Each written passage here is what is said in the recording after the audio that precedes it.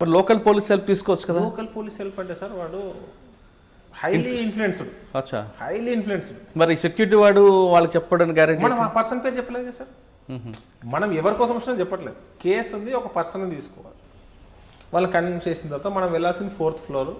కానీ వాడికి 4th floor అని చెప్తే లీక్ అవుతుంది. సో మనం చెప్పింది వేరే ఫ్లోర్ అని చెప్పేసి ముందు వెళ్ళి పార్కింగ్ స్లాట్లో ఆ వెహికల్ ఉందా లేదా, ఆయన పార్కింగ్ స్లాట్లో కన్ఫర్మ్ వెహికల్ ఉంది, అవన్నీ చేసుకున్న తర్వాత లిఫ్ట్లోకి ఎక్కాలి.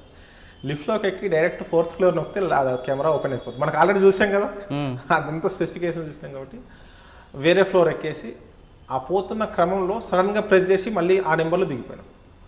దిగిపోయిన తర్వాత మొత్తం గ్లాసెస్ పిలవాలి. సెక్యూరిటీ అతనితో చెప్తే అది తెలుసు. వాళ్ళ పిఏ వచ్చాడు. వాళ్ళ పిఏ వస్తే ఎవరంటాడు, మన దగ్గర ఆన్సర్ ఉండాలి అని అప్పుడే ప్లాన్ చేసుకొని మై రాజేష్ है मेरा नाम, मैं नागपुर से आया, साहब से मिलने का है. साहब बुलाया क्या ना? हाउ साहब बुलाया थे? नहीं नहीं मैं पी हूँ, मैं आपका तो शेड्यूल में नहीं है, आपका नाम नहीं है बोल रहा. नहीं नहीं मैं कल ही बात हुआ, मैं मिलने का है, एक बार बोलिए అని. ఇంకా వాడు డౌట్ తోటే పోతున్నాడు. జనరల్గా హై ప్రొఫైల్ వల్ల అపాయింట్మెంట్ అంత ఈజీగా ముందు ప్రీ ఫిక్స్డ్ లేకపోతే అక్కడికి వెళ్ళి ఆ రోజు వినాయక చవితి, ముందు రోజు వినాయక చవితి, నెక్స్ట్ డే ఆ వినాయక చవితి. ఆ లోపల వినాయకుడు అవి ఉన్నాయి, పూజ చేస్తూ ఉన్నాడు. చూస్తున్నాం. ఆయన చూసి కోనే అన్నాడు. అంటే ఆయన నా దగ్గర రావడానికి 3 డోర్స్ ఉన్నాయి, అవన్నీ కూడా హై సెక్యూరిటీ. అంటే అతను ఓపెన్ చేస్తే తప్ప మనం పోలేం.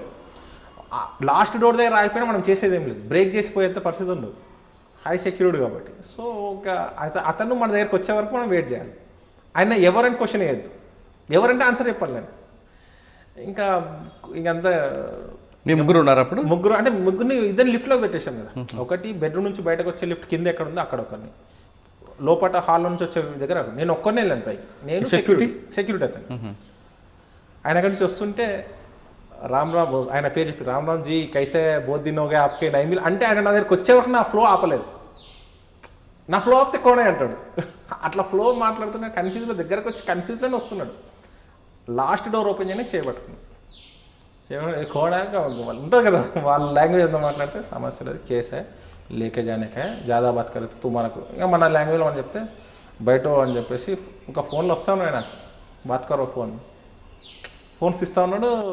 ఏం మాట్లాడే అంటే మీరు కూర్చోమని వాడు ఎస్కేప్ అవ్వలేదా? వాడికి హై ప్రొఫైల్ కదా సార్. వాళ్ళు ఎస్కేప్ అంటే చీప్ అయిపోడు వాడు. అంటే వాడి లొకాలిటీ కదా, వాడి ఇండియా ఏరియా కదా, వాడు బయట హంగామా చేస్తే వాడు చీప్ అవుతాడు. వాడు ఒకవేళ పారిపోయినా కూడా మనకు తెలియకుండా స్మూత్గా పారిపోవాల్సింది తప్ప రన్నింగ్ చేసి పారిపోయే క్యారెక్టర్స్ కావాలి. ఎందుకంటే వాడు చార్టర్డ్ ఫ్లైట్స్ వాడికి ఉన్నాయి, ఓన్ ఫ్లైట్స్ ఉన్న వ్యక్తి, పరిగెత్తుకొని పోయే పరిస్థితి లేదు. అంటే డమ్కి బాగా ఇచ్చారా? ఇంకా చెప్పేసి సమస్య లేదు, तुम ज़्यादा बात करे तो खींच के लेके जाना पड़ेगा, तुम्हारा एरिया में लीक होता है, तुम्हारा मर्जी, जो भी है సీదా బాత్ కరండి. వాడు కూర్చోండి అది మాట్లాడి వేరెవరో ఫోన్లు చేయించారు. ఎవరు ఫోన్ చేసినా సార్ ఇది ప్రొసీజర్, నేను తీసుకెళ్ళాను సార్, మీరు ఏమైనా మాట్లాడాలనుకుంటే హైదరాబాద్ తీసుకెళ్తాం సార్, అక్కడ మాట్లాడండి. లోకల్ పోలీస్ మరి వాళ్ళు రాలేదు? లోకల్ పోలీస్కి మేము మార్నింగ్ ఇంటిమేషన్ ఇచ్చినాం. లీగల్గా ఏం చేసినాం అంటే కొంచెం అంటే ముందే ప్లాన్ చేసుకొని ఎర్లీ అవర్స్ అయితే జనరల్గా నైట్ డ్యూటీ చేసిన ఎస్ఐ ఉంటాడు. ఆయనకు అప్పటికి స్టేన్ అయిపోయి ఉంటాడు కాబట్టి మనం జస్ట్ ఎంట్రీ పెట్టి క్రైమ్ నెంబర్ పేరు పెట్టి ఇస్తున్నాం. ఏంది అని అంటే వాళ్ళకి ఏదో మామూలు చెప్పిన వేరే కేసులో వచ్చాము ఇక్కడికి, ఈ కేసు కూడా ఉంది, ఒకసారి ఎంట్రీ పెట్టిపోదాం, మీరు దాకా వచ్చినట్లు ఉంటుంది అని చెప్పేసి చెప్తే వాళ్ళు లైట్ తీసుకుందాం. కానీ అఫిషియల్గా మనం ఎంట్రీ చేసినాం మొత్తం క్లియర్గా, పలానా కేసు, పలానా పేరు, పలానా. సో ఇక వాడు హంగామా వేసి వాళ్ళ అడ్వకేట్స్ పెద్ద అడ్వకేట్స్ ఫోన్ చేసి कैसे लेके आते हैं लोकल पुलिस स्टेशन में इंटीमेशन देने का है, ठीक है साहब लेके जाके लोकल पुलिस स्टेशन में एंट्री करेंगे, अगर वह पुलिस स्टेशन में SHO अगर आश्चर्य दिए तो हम छोड़ देते. ఫస్ట్ ఆ హై సెక్యూరిటీ ప్లేస్ నుంచి మనం బయటకు రావాలి. సో మనకి అన్నీ కన్విన్స్ చేసాము. अब कुछ भी नहीं है, హైదరాబాద్ आने के बाद साहब से बात कर लेके तो आप टाइम ले लेके जा सकते हो మొత్తం చెప్పాము. ఇంకా వాడు అర్థం అవ్వట్లేదు. వాడు ఏం చెప్తాడు, अब హైదరాబాద్ మే ఫ్లైట్ మే జాయింగే అన్న. ఫ్లైట్ మే జాయింగే అంటే నేను మాట్లాడుతున్న క్రమంలో చెక్ చేస్తుంటే ఫ్లైట్స్ లేవు అవటం. వాడు ఏం చెప్పినా మనం ఓకే అనాలి. ముందు బయటకు వెళ్ళేవారు, ఫ్లైట్లో వెళ్దామని వాడు చెప్పితే गूगल सर्च చేస్తే ఫ్లైట్స్లో సాబ్ ఫ్లైట్ में जाएंगे बोले लेकिन अब फ्लाइट एक भी नहीं है साहब అంటే అరే उसमें अपना फ्लाइट है ना, చార్టర్డ్ ఫ్లైట్ మనది కదా అంటాడు. వీడు ఫ్లైట్లో వాడి ఫ్లైట్లో ఎక్కినాక పైకి వెళ్ళినాక హైదరాబాద్ కాకుండా ఇంకేటో తీసుకెళ్ళినాడు మన పరిస్థితి.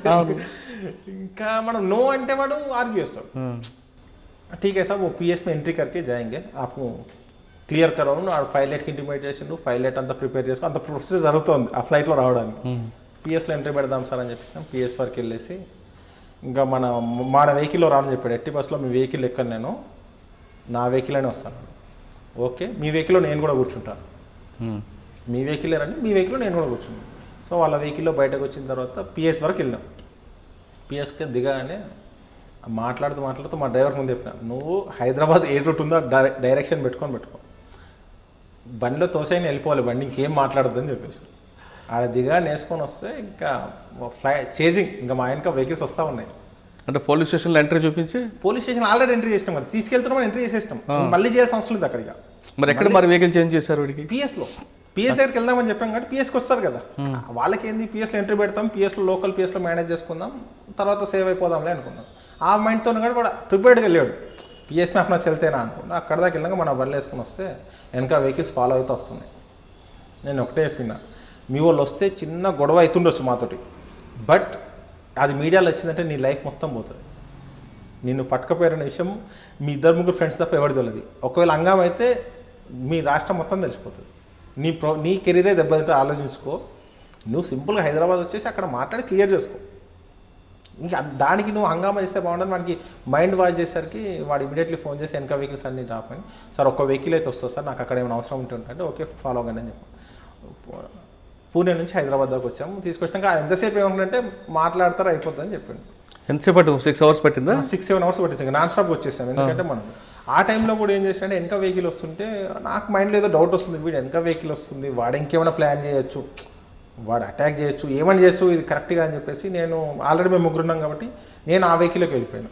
ఎవరు అక్యూజ్డ్ వెహికల్లోకి వెళ్ళేసి మా సార్కి ఇంటిమేట్ చేస్తారు, ఇంకో అక్యూజ్డ్ వెహికల్ వస్తుంది, నీ వెహికల్ వస్తున్నాను, ఎందుకంటే ఏం జరుగుతుందో మనకి ఇన్ఫర్మేషన్ ఉండాలని. అక్కడ చూస్తే నేను చేసిన గెస్ట్ చాలా సక్సెస్ అయింది, కరెక్ట్ అయింది.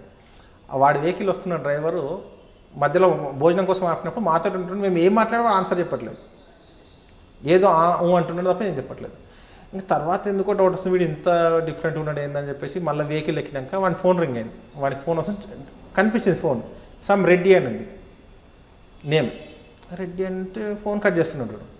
రెడ్డి అని ఉంది ఎవరా అంటే మరి ఏఎస్ఆర్ ఉంటుంది. అదే తెలంగాణలో తప్ప ఆంధ్రాలో తప్ప రెడ్డిలో ఎవరు లేదు, కరెక్ట్గా పోయిందని చెప్తే గట్టి పేరిస్తే, సార్ నేను ఆంధ్ర వస్తానే సార్, మా మేడం ఎవరైతే పట్టుకున్నా వాళ్ళ మేడం పంపించింది, నువ్వు తెలుగులో మాట్లాడదు, వాళ్ళు ఏం మాట్లాడుతుంది నాకు అప్డేట్ చేయాలి, నువ్వు తెలుగు రానట్లు ఉండాలి, వాళ్ళు ఏమేమి మాట్లాడుతున్నారు అన్నీ నువ్వు అప్డేట్ చేయాలని చెప్పారు. అంటే నేను ఆ వెహికల్లో వెళ్ళడం వల్ల వాడు ఏందని తెలిసి అంటే మనం జాగ్రత్త పడడం, తొందరపడి చెప్తాం. మనం ఏమనుకుంటాం ఫ్రెండ్స్తో ఏ దొరికిందా ఇలా వేసేస్తున్నాం, మనం డిస్కస్ చేస్తే లీక్ అయింది అనుకో, వాడు ఇంకా వేరే ప్లాన్ చేసుకోవచ్చు. సో ఆ వెహికల్ వెళ్ళడం వల్ల వాడిని మన గ్రిప్లో తీసుకొని బెదిరించేసి వాడి ఫోన్స్ అని మన హ్యాండ్ ఓవర్, మన మూమెంట్ అంతా లీక్ అయిపోతుంది. వాడు మనం మాట్లాడేది అర్థం చేసుకుంటాం. అది అక్కడ వర్కౌట్ అయింది. హైదరాబాద్ తీసుకొచ్చినాక నైట్ లాకప్లో పెడితే వాడికి అర్థం అవ్వట్లేదు.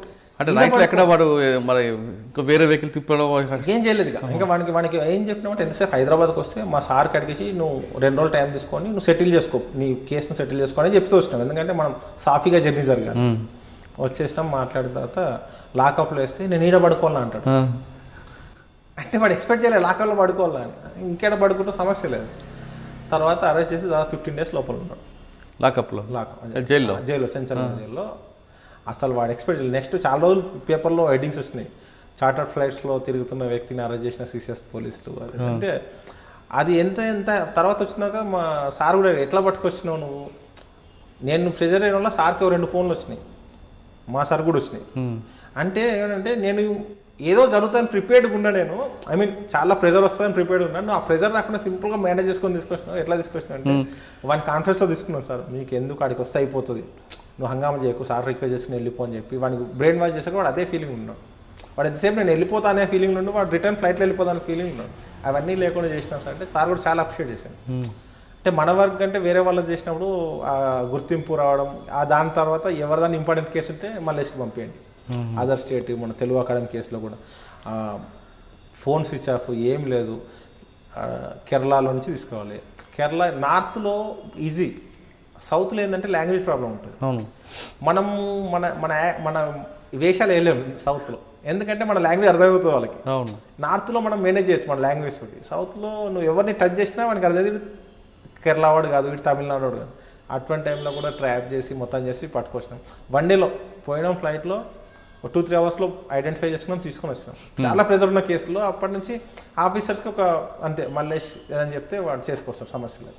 కానీ ఈ కేసు మాత్రం చాలా ఇంట్రెస్ట్ ఉంది. చాలా ఇంట్రెస్ట్ అసలు మనం నేను ఎందుకంటే అంత సెక్యూరిటీ ఉన్న ఏరియాలో ఆ సెక్యూరిటీని బ్రీచ్ చేసి పోయి మళ్ళీ ఎక్కడ న్యూసెన్స్ కాకుండా ఎక్కడ ఇష్యూ కాకుండా జనరల్గా ఏమిటంటే హై ప్రొఫైల్ మనల్ని పట్టుకొచ్చినప్పుడు హంగామా జరుగుతుంది, ఫోన్స్ వస్తాయి, మధ్యలో ప్రెజర్ చేస్తారు, అడ్వకేట్లు వచ్చి హంగామా చేస్తారు. అని ఒకటే ఇప్పుడు సింపుల్గా చేసేస్తాం భయ్, ఎందుకు నువ్వు అనవసరంగా ఎక్కువ చేసుకుంటే అనవసరంగా లీక్ అవుతుంది, ఆడొచ్చి మాట్లాడుకో అయిపోద్ది అని చెప్పి అంత సాఫీగా తీసుకొచ్చినాం. అరెస్ట్ అయినాక బయటకు వచ్చినాక కలిసిండు, అటెండెన్స్ ఇస్తారు సార్ వాళ్ళకి, కండిషనల్ పిలిచినాం, సిగ్నేచర్ పెట్టడానికి వచ్చినప్పుడు ఏం సార్ कुछ भी नहीं होता बोले इतना करे मेरे को, नहीं हमारा हाथ में क्या है, जो भी है मेरा ड्यूटी मैं करे, मैं कुछ बढ़ के करे क्या అంటే नहीं साहब मैं వాళ్ళ ఒక గురువు చెప్పిండట, నువ్వు ఒక 15 రోజులు ఒక ట్రైనింగ్కి వెళ్ళమని చెప్పిండట ఆయన, ఒక ఆశ్రమంకి వెళ్ళు, ఆశ్రమం రూల్స్ చెప్పిండు ఏంటంటే ఎవరు కనపడరు, ఒక రూమ్ ఉంటుంది, జస్ట్ ఒక మనిషి ఉండేంత కిందనే పడుకోవాలి, ఫుడ్ ఇచ్చే వ్యక్తి కూడా అక్కడ పెట్టేసి వెళ్తారట, కనీసం ఒక్కసారి కూడా మాట్లాడడానికి అవకాశం ఉండదు, అట్లా 15 days ఉంటే నీకు మంచి జరుగుతుందని చెప్పేసి చెప్పిండట. అప్పుడు నేను పోలేదు, దేవుడు నాకు అదే రూపంలో పంపించాడు. 15 days నాకు తెలియని ప్లేస్లో కింద పడుకొని మాట్లాడడానికి ఎవరు లేని ప్లేస్లో ఉన్నా సార్, మా గురువు గారు చెప్పింది నిజమేందని చెప్పింది. సరే ఫోన్ వీడైతే మన మీద నెగిటివ్గా లేడు, ఏంటంటే సార్ వాడు నెగిటివ్ పెట్టుకుంటే మనల్ని టార్గెట్ చేయడము ఏదంటే కొంచెం, ఇప్పుడు మనం చేసేది ఉద్యోగ ధర్మంలో మనం ఏం చేయాలో చేస్తాం, కానీ వాడు మనం పర్సనల్గా అది ఉండొద్దని మనం మంచిగా అది చెప్తే అనుకున్నా ఓకే మా ఇంట్లో దేవుడే పంపించిండు అనుకున్నాడు, ఓన్లీ దేవుడి కథలో పడిపోయింది సబ్జెక్ట్.